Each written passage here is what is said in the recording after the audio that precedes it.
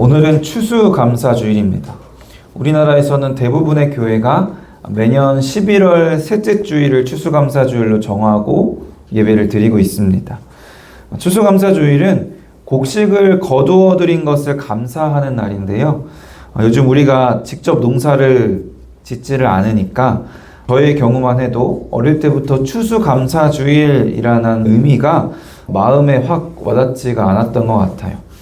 그저 과일을 교회에 가져가야 되는 날, 그래서 모은 과일을 강대상 앞에 장식해 놓는 날, 또 아니면 교회에서 떡을 나눠주거나 맛있는 음식을 먹는 날로만 알았지 추수감사주일이 어떤 의미인지 별로 생각해 본 적이 없는 것 같아요. 근데 번역되기 전의 이름, 그러니까 영어 이름을 보고 추수감사주일을 더 쉽게 이해할 수가 있었습니다. 영어 이름은 바로 땡스기빙 데이예요. 추수감사주일이 17세기 미국에서 처음 시작된 절기라고 하니까 이 영어 이름이 원래 이름이라고도 할 수 있습니다. 제가 영어를 잘 못해서 영어 쓰는 것을 굉장히 싫어하는데 다행히 아주 쉬운 단어로만 되어 있어서 이 시간에 영어를 좀 써보겠습니다. 땡스는 무슨 뜻이죠? 너무 쉽죠? 감사. 기빙은 주다, 주는 이라는 분사고, 데이는 날이라는 뜻이죠. 그러니까 감사를 주는 날, 감사를 드리는 날이라는 뜻입니다. 추수감사주일이라고 우리나라 말로 하면 뭔가 추수에 중점이 있는 것 같은데 사실 감사에 중점이 있는 날, 하나님께 감사를 드리는 날입니다. 물론 미국에서도 추수의 시기에 맞춰서 땡스기빙 데이를 가졌습니다. 그러니까 하나님이 우리에게 기빙하신 것, 하나님이 우리에게 주신 것들에 대해서 우리는 하나님께 감사를 기빙하는, 감사를 드리는 날인 겁니다. 그렇다면 하나님께서 우리에게 무엇을 주셨을까요? 한 해 동안 우리에게 필요한 물질들과 소중한 시간을 허락하셨습니다. 지난 한 주간 올 한 해 동안 하나님께서 우리에게 주신 것들이 무엇인지 생각해 보자고 말씀을 드렸는데 생각해 보셨나요? 저도 한 주 동안 올 한 해를 쭉 돌아봤는데 생각보다 하나님께서 주신 것들이 많아서 놀라고 또 감사했던 시간이었습니다. 개척을 올해 초에 제가 했잖아요. 개척을 하면서 참 많은 동역자들을 주셔서 기도와 후원을 받았어요. 제가 동역자가 없다라고만 맨날 생각하고 동역자 기도를 했는데 돌아보니까 이미 많은 동역자들을 저에게 주셨더라고요. 또 동역자들과의 많은 교제를 통해서 도전도 받고 또 위로도 받게 하셨습니다. 또 저희 가정이 개척 목회를 하다 보니까 경제적으로는 많이 어려울 것이라고 생각을 했는데 날마다 필요한 물질들과 양식들을 부족함 없이 채워주셨던 한 해였습니다. 그리고 여름에는 저희 형편에 아주 과분한, 여름에는 시원하고 겨울에는 따뜻한 편안하고 좋은 집을 주셨어요. 또 건강과 체력을 주셔서 제가 사역을 하면서 또 열심히 일도 할 수 있도록 또 육아도 함께 할 수 있도록 해주셨습니다. 또 얼마 전에는 저희 가정에 또 하나의 새로운 소중한 생명을 주시기도 했습니다. 이런 개인적인 것들 뿐만이 아니라 사실 우리가 누리고 있는 세상의 모든 번영과 편의도 또 모든 계절과 날씨들까지도 하나님께서 주신 것들입니다. 기술이 빠르게 발전하면서 불과 몇 년 전에도 생각하지 못하던 것들을 누리면서 그 어느 시대보다 편리하게 또 풍요롭게 살고 있는데 우리는 이런 것들이 단지 인간의 능력과 지혜들이 아니라 하나님의 선물임을 알고 기억해야 합니다. 또 우리가 누리는 시간 자체도 하나님께서 주신 선물입니다. 오늘은 누군가에게는 너무나도 간절했던 내일이다라는 말이 있는데요.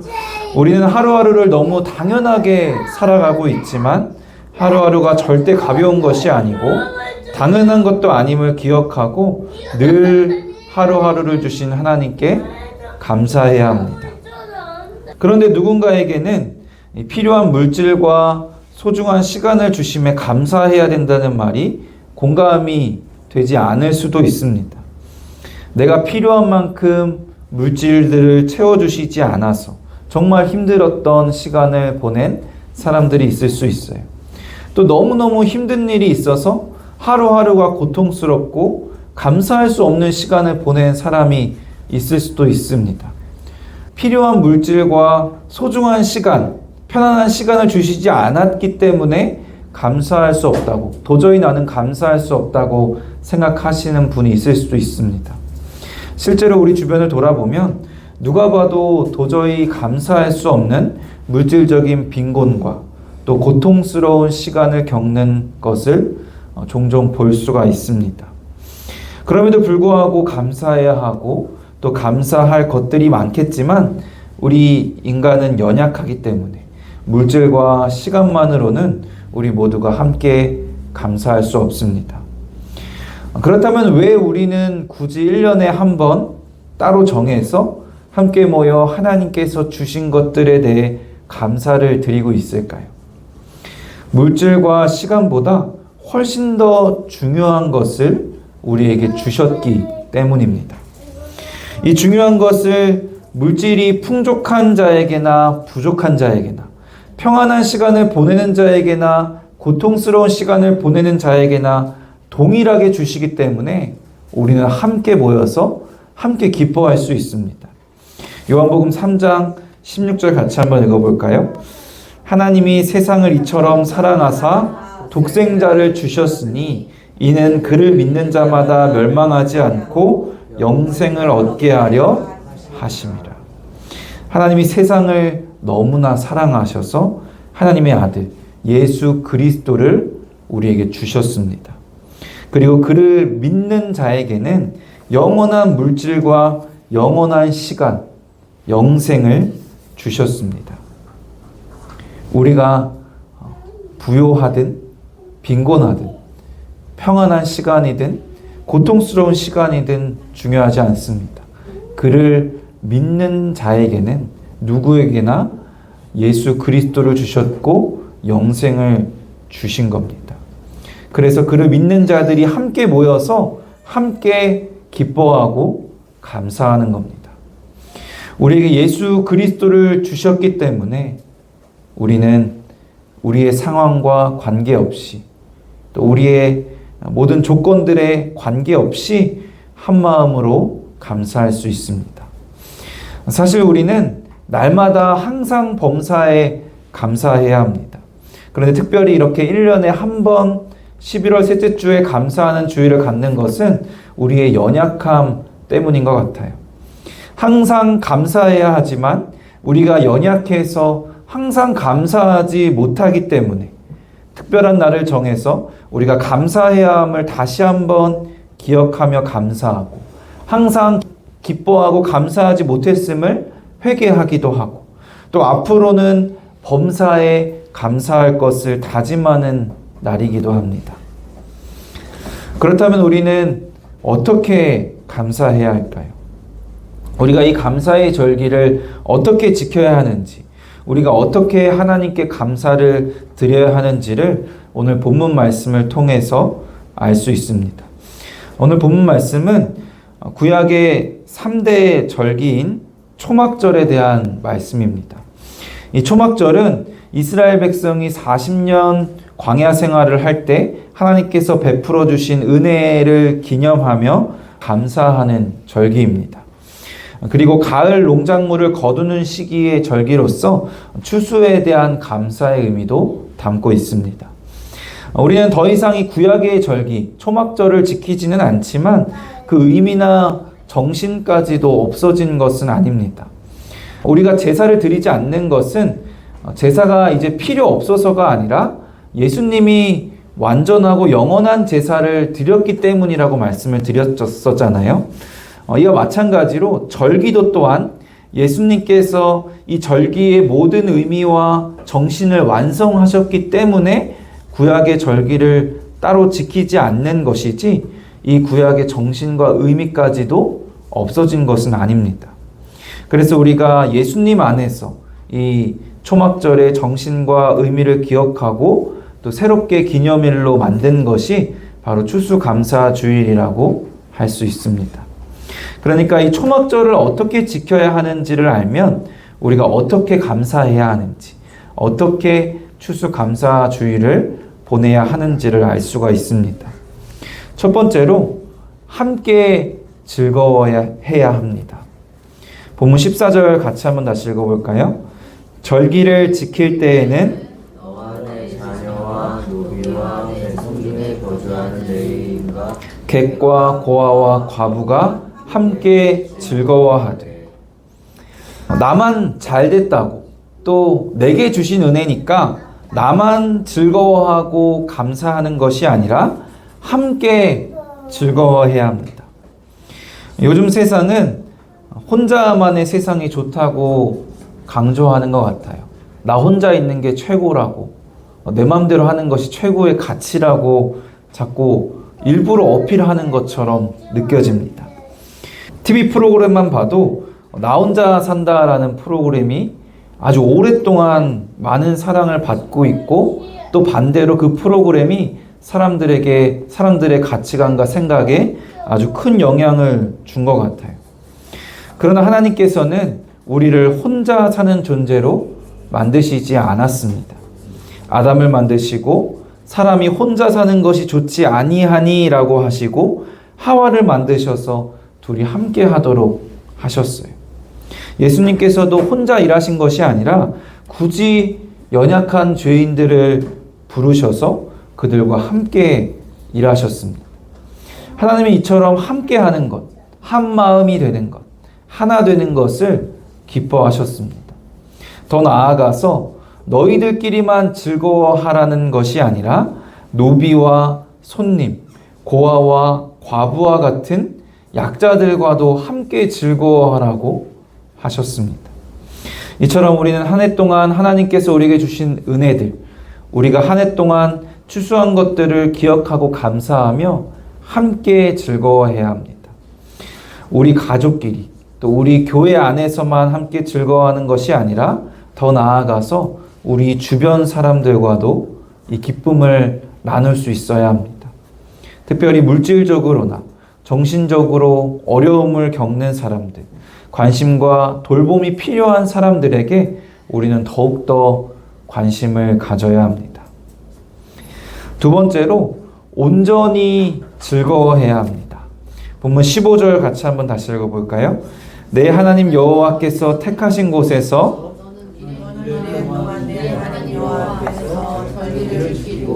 내 하나님 여호와께서 내 모든 소출과 내 손으로 행한 모든 일에 복 주실 것이니 너는 온전히 즐거워할지니라. 아까 말씀을 드린 것처럼 물질적으로 부족함이 많았어. 또 힘든 일 때문에 하루하루 고통스러운 시간을 보내고 있기 때문에 나는 한 해 동안 추수한 게 없다고, 도저히 감사할 수 없다고 생각하실 수도 있습니다. 그러나 그렇다고 해서 하나님께서 우리에게 주신 것이 없는 것이 아닙니다. 오히려 하나님께서는 우리에게 필요한 모든 것, 가장 좋은 것들을 허락해 주셨어요. 이 초막절은요, 광야를 지나면서 하나님이 베푸신 은혜를 기억하고 감사하는 날이라고 말씀드렸습니다. 그러니까 꽃길을 지나면서 베푸신 하나님의 은혜가 아니라 광야를 지나면서 베푸신 하나님의 은혜입니다. 꽃길을 걷는 것처럼 모든 것이 잘 풀리고 내 마음대로 되어야, 풍족해야 감사한 것이 아니라 광야같이 힘든 우리의 삶이지만 하나님이 동행하시고 은혜를 주시기 때문에 감사하는 겁니다. 사실 우리에게 하나님께서 참 많은 것을 주시는데요, 우리가 감사하지 못하는 것은 우리가 누리는 것들을 너무나 당연하게 여기기 때문에인 것 같습니다. 우리가 설교 전에 함께 이렇게 찬양했었죠. 내가 누려왔던 모든 것들이, 내가 지나왔던 모든 시간이, 내가 걸어왔던 모든 순간이 당연한 것 아니라 은혜였어. 우리가 누리는 모든 것들, 지나온 모든 시간들이 당연한 것이 아니라 은혜였음을 깨닫고 그 하나님의 은혜로 인해 온전히 감사하고 즐거워하는 우리가 되기를 바랍니다. 마지막으로 빈손으로 여호와를 뵙지 말고 힘대로 드려야 합니다. 본문 16, 17절 다시 한번 같이 읽겠습니다. 너희 가운데 모든 남자는 1년에 3번 곧 하나님 여호와께서 택하신 곳에서 여호와를 배웁되 빈손으로 여호와를 배웁지 말고 각 사람이 내 하나님 여호와께서 주신 복을 따라 그 힘대로 드릴지니라. 우리는 받는 것을 참 좋아하는데 주는 것은 참 어려워합니다. 하나님께서 우리에게 모든 것을 은혜로 주셨다면 우리도 하나님께 마땅히 모든 것을 힘대로 드릴 수 있어야 합니다. 하나님의 은혜를 받고 누렸다면 우리도 하나님께 드릴 수 있어야 합니다. 하나님이 우리의 기쁨이 되어 주셨기 때문에 우리도 하나님의 기쁨이 되어야 합니다. 요즘은 헌금에 대한 설교를 하는 것 자체가 거의 금기시 되는 것 같습니다. 얼마나 사람들이 헌금에 대해서 예민한지를 몰라요. 물론 많은 교회가 그 헌금을 하나님의 뜻대로 잘 쓰지 못하는 모습을 보였기 때문에, 또 많은 목회자가 돈의 유혹을 뿌리치지 못하고 그 유혹에 넘어지는 모습들을 보였기 때문에 상처받은 분들이 많아서 그렇다는 것을 잘 알고 있습니다. 그래서 요즘 젊은 세대는 헌금을 잘 하지 않습니다. 그러나 그렇다고 해서 헌금을 안 하는 것이 옳은 일도 아니고 정당화되지도 않습니다. 그리고 설교하는 것이 거의 금기시 되었다고 해서 설교자가 헌금에 대한 설교를 안 하는 것도 옳은 일이 아닙니다. 하나님께서는 분명히 하나님께 드리라고 말씀하셨기 때문입니다. 우리의 재물이 있는 곳에 우리의 마음이 있다고 하셨습니다. 사역을 하다가 헌금에 대한 질문을 종종 받을 때가 있었어요. 성경 공부를 개인적으로 많이 하고 오셔서 이 11조 헌금은 구약시대에 하는 것인데 왜 이 시대의 교회는 그렇게 강조를 하느냐라고 묻는 분들이 꽤 많았습니다. 그러면 제가 뭐라고 답변했냐면, 구약처럼 11조 하지 마시고 신약처럼 다 주실래요? 라고 얘기하면 그냥 웃으시며 돌아가는 분들이 많습니다. 여러분, 11조 꼭 안 하셔도 됩니다. 11조는 구약시대의 법이 맞습니다. 저희 교단 헌법을 봐도요, 11조란 말은 없어요. 헌법을 잠깐 볼까요? 헌법 제5부 예배모범 제7장 헌금에 대한 내용입니다. 목사마다 그의 섬기는 교회가 감사한 마음으로 헌금하도록 성경으로 양육하는 것이 마땅하니 신도마다 다소를 물론하고 자기의 힘대로 바치게 할 것이다. 헌금 행위에 대한 성경의 교훈은 헌금자의 자의적 헌납을 강조한다. 강요에 의하여 헌금하거나 인색한 마음으로 헌금하거나 의식에 매여 헌금하는 것은 하나님께 합당하지 않다. 교회와 목사에게 실망하지 마시고 하나님을 보시기 바랍니다. 하나님의 은혜를 받은 자로서 빈손으로 하나님을 뵙지 말고 우리도 우리의 힘대로 하나님께 드려야 합니다. 사랑하는 성도 여러분, 추수감사주의를 맞이하여 한 해 동안 우리에게 주신 하나님의 은혜, 필요한 물질 허락하시고 소중한 시간을 주신 것에 대해 감사하시기 바랍니다. 그리고 무엇보다 우리를 사랑하셔서 예수님을 우리에게 주시고 그를 믿는 자마다 영생을 얻게 하심에 감사하시기 바랍니다. 그동안 감사를 잊고 살았음을 회개하고 날마다 범사에 감사하겠노라 다짐하는 오늘 이 시간이 되기를 소망합니다. 매 주일이 추수감사 주일인 것처럼 매 주일이 구약시대의 축제였던 초막절인 것처럼 함께 즐거워하고 온전히 즐거워하고 우리의 힘대로 하나님께 드리는 우리 교회 되기를 주님의 이름으로 간절히 축원합니다.